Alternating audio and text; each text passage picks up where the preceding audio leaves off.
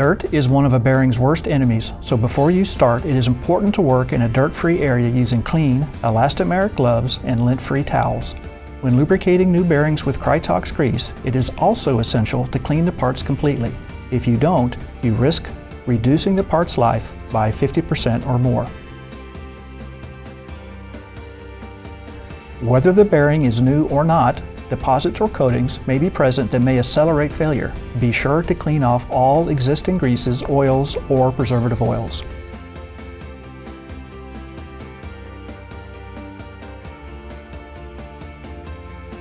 Care should be taken to prevent the prying tool from coming in contact with any raised pathway, the cage, or the rolling elements of the bearing, and should be accomplished on the non-sliding edge of the seal.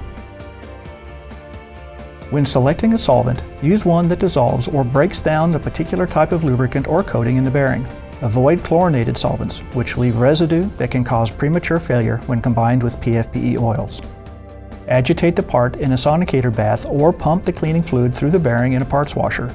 Do not allow the solvent to get too contaminated, as it not only impacts cleaning effectiveness, but will also leave an oily residue or contaminant on the bearing.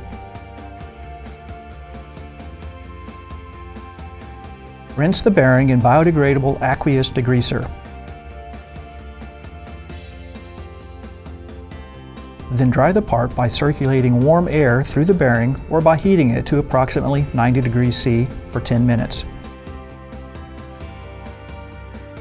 After drying, cool at room temperature, ensuring the metal is completely dry of solvents.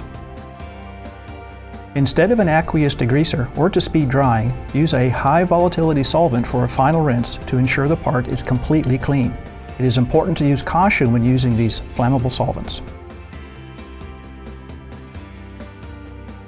To prevent corrosion when stored, immediately lubricate the bearing or dip in Krytox ACW.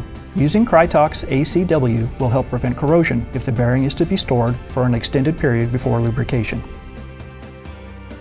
When repacking, lubricate the bearing with the specified grease. For some applications, the rolling elements may be pre-lubricated with a few drops of Krytox oil of the same viscosity as the base oil in the grease. Next, weigh the bearing and use a clean syringe of Krytox lubricant.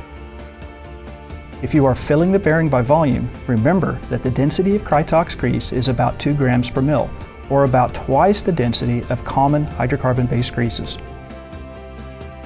Then inject grease onto the outer race between the rolling elements and repeat on the other side of the bearing.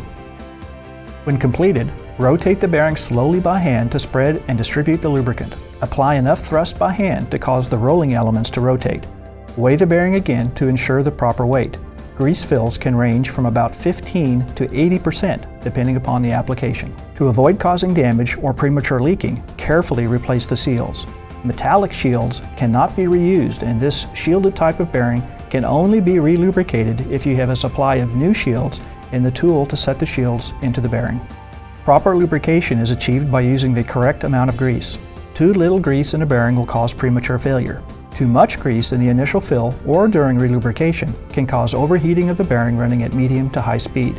To avoid failure, determine the proper amount of grease.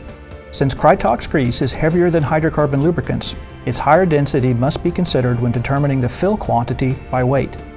Consult your bearing manufacturer for determining the proper grease volume or weight for the application and operating speed. For extreme conditions and extreme performance, Krytox oils and greases are available in a variety of formulations to fit application requirements. Being extremely versatile, Krytox lubricants help bearings run longer and wear less in the most extreme conditions, extending component life and reducing overall operating costs.